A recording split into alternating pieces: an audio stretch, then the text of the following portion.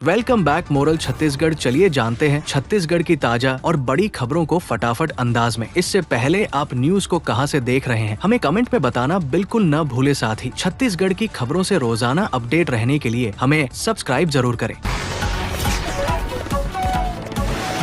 छत्तीसगढ़ के मुख्यमंत्री विष्णुदेव साय ने शुक्रवार को केंद्रीय गृह मंत्री अमित शाह से नई दिल्ली में मुलाकात की। इस दौरान मुख्यमंत्री ने प्रदेश में माओवादी विरोधी अभियानों की अब तक की सफलताओं और बस्तर अंचल में चल रहे विकास कार्यों की विस्तृत जानकारी दी।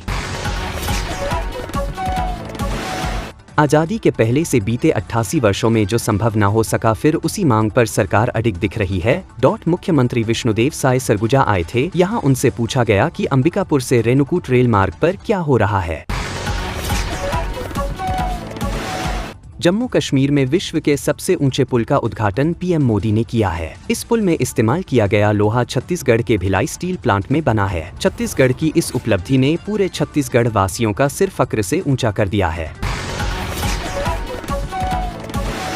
जिले में भ्रष्टाचार के खिलाफ एंटी करप्शन ब्यूरो ने एक बड़ी कार्रवाई को अंजाम दिया है। नजूल शाखा में पदस्थ नायब तहसीलदार दिनेश सिंह ठाकुर को शुक्रवार को 15,000 रुपए की रिश्वत लेते हुए रंगे हाथों गिरफ्तार किया गया। यह कार्रवाई एसीबी की टीम ने डीएनके कॉलोनी स्थित उनके शासकीय निवास पर की, जहां वे शिकायतकर्ता से रिश्वत की दूसरी किस्त की राशि ले रहे थे।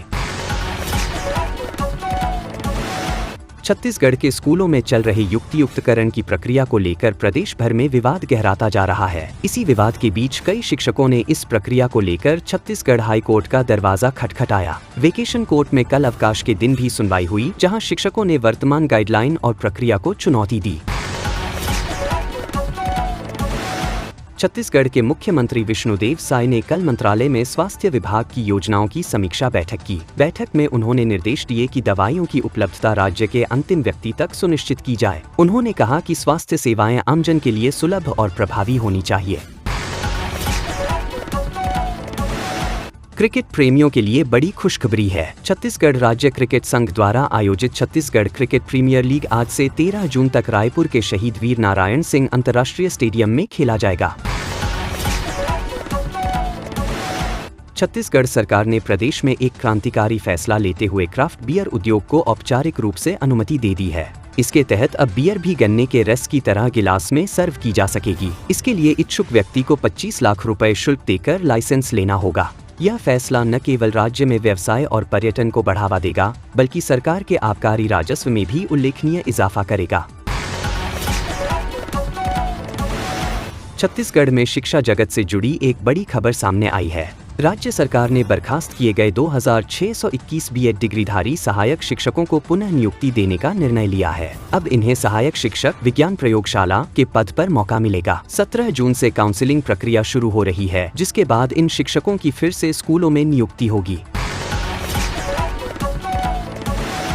छत्तीसगढ़ में एक बार फिर कोरोना संक्रमण ने दस्तक दी है। राजधानी रायपुर और बिलासपुर से पिछले 24 घंटे में 9 नए पॉजिटिव केस सामने आए हैं, जिससे एक्टिव मामलों की संख्या बढ़कर 28 हो गई है। रायपुर में सबसे ज्यादा 18 मरीज एक्टिव हैं, वहीं बिलासपुर में 6, दुर्ग में 3 और बस्तर में 1 केस एक्टिव है। कोरोना के इन मामलों ने एक बार फिर लोगों की चिंता बढ़ा दी है। हालांकि राहत की बात यह है कि अब तक किसी की मौत नहीं हुई है और ज्यादातर मरीज होम आइसोलेशन में ही ठीक हो रहे हैं। छत्तीसगढ़ में लंबे समय से प्रतीक्षित 13,709 अतिशेष शिक्षकों का समायोजन पूरा कर लिया है। छत्तीसगढ़ स्कूल शिक्षा विभाग ने 33 जिलों में किए गए शिक्षकों के युक्तियुक्तकरण की जिलेवार सूची 5 जून की डेट में जारी की है। काउंसलिंग के बाद जिला स्तर पर जारी सूची में साफ दिख रहा है कि सबसे ज्यादा पोस्टिंग बिलासपुर में 649 शिक्षकों की हुई है।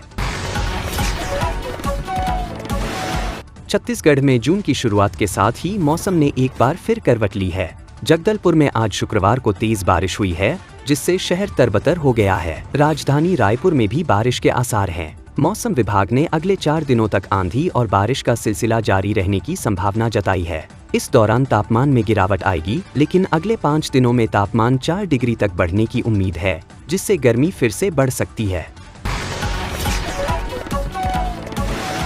छत्तीसगढ़ सरकार ने तकनीकी शिक्षा के क्षेत्र में बड़ा कदम उठाते हुए इस सत्र से प्रदेश के 4 जिलों जगदलपुर, जशपुर, कवर्धा, कबीरधाम और रायगढ़ में छत्तीसगढ़ इंस्टीट्यूट ऑफ टेक्नोलॉजी शुरू करने की घोषणा की है।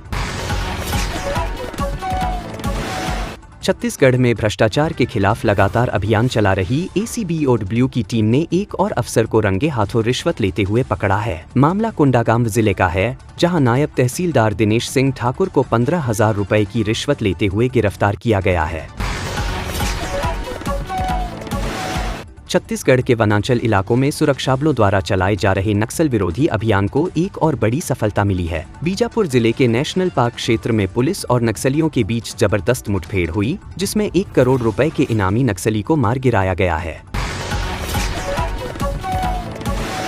अब जल्द ही एलोन मस्क की स्टारलिंक भारत में सर्विस देगी। भारतीय टेलीकॉम मिनिस्ट्री ने एलोन मस्क की सैटेलाइट बेस्ड इंटरनेट सर्विस को जरूरी लाइसेंस दे दिया है। एलन मस्क की कंपनी कई सालों से भारत में सैटेलाइट बेस्ड इंटरनेट सर्विस शुरू करना चाहती थी। अब भारतीय टेलीकॉम मिनिस्ट्री ने स्टारलिंक को हरी झंडी दे दी है। छत्तीसगढ़ पुलिस विभाग में लंबे इंतजार के बाद बड़ी पदोन्नति की घोषणा हुई है। गृह विभाग ने DPC की अनुशंसा के बाद 46 पुलिस इंस्पेक्टरों को उप पुलिस अधीक्षक पद पर प्रमोट करने का आदेश जारी किया है। इसके साथ ही 7 सहायक सेनानियों को भी उच्च पद पर पदोन्नति दी गई है।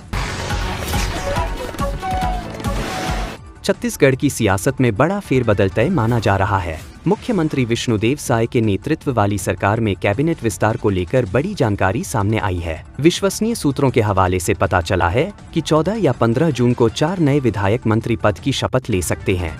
इसके साथ ही 2 मौजूदा मंत्रियों को बाहर का रास्ता भी दिखाया जा सकता है।